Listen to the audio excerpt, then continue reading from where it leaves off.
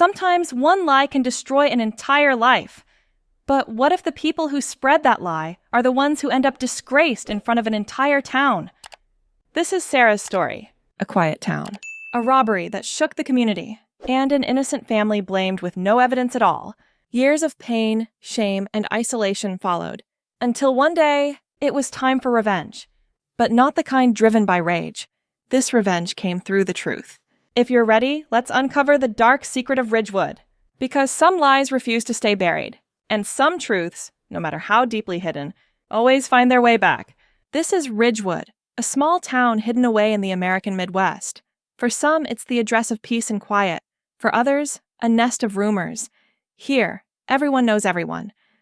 Doors are left unlocked. Secrets travel from porch to porch faster than the wind. Sarah's family lived here too. Her mother, Margaret Miller, was a kind, respected woman. Her father, Thomas Miller, was the town's best carpenter. His hands always smelled of fresh wood, and his table was never without bread.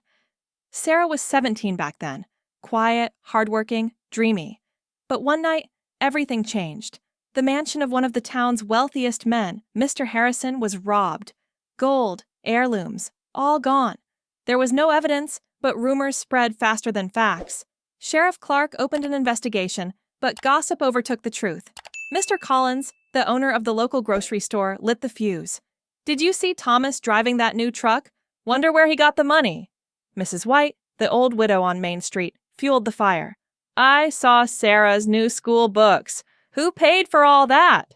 One mouth spoke. Two mouths spread it, the whole town believed. The police found nothing, but the town passed its judgment. Neighbors turned away.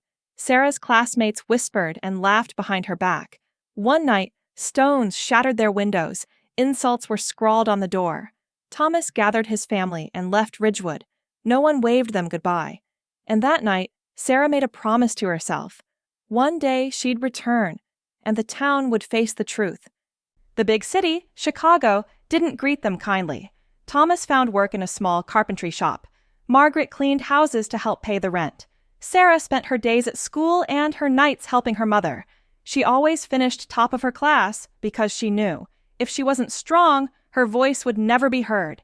Years passed. Thomas never cleared his name. Illness took him before the truth could set him free. Sarah sat in cold hospital corridors studying for exams while holding her father's hand. His last words were a whisper. "One day they'll know, Sarah. Our name is clean." Sarah swore at his grave that she would return to Ridgewood and make them see the truth.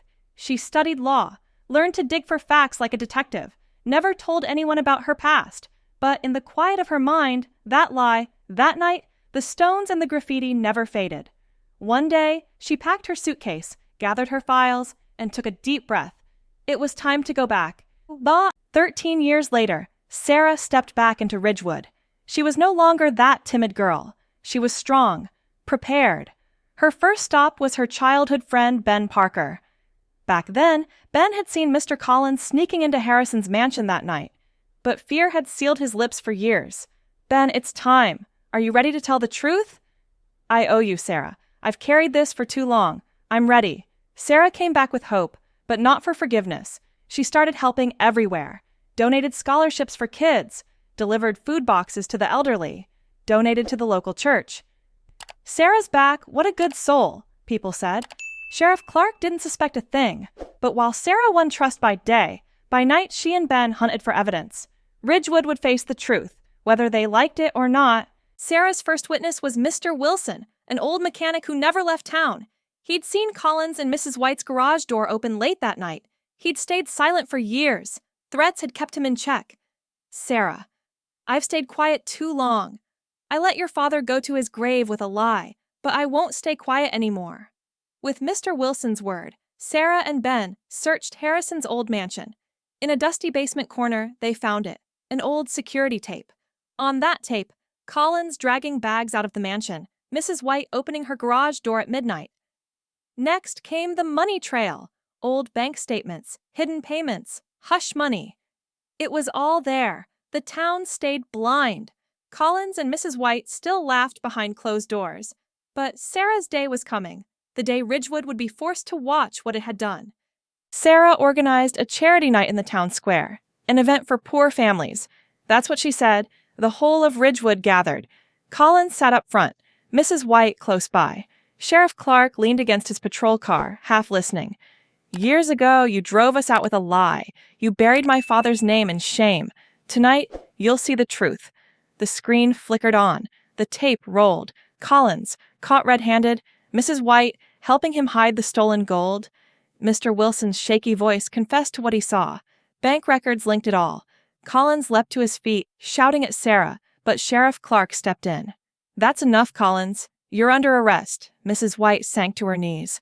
The people of Ridgewood watched, stunned and silent. For years they'd whispered a lie.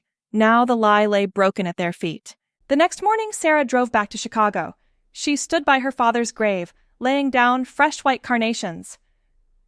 Dad, I kept my promise. The truth came back, and Sarah... This time she left Ridgewood with her head held high, her father's name clean once more. Behind her the town stood ashamed, its secret dragged into the sun at last, because sometimes the greatest revenge is simply telling the truth, and the truth always finds its way home.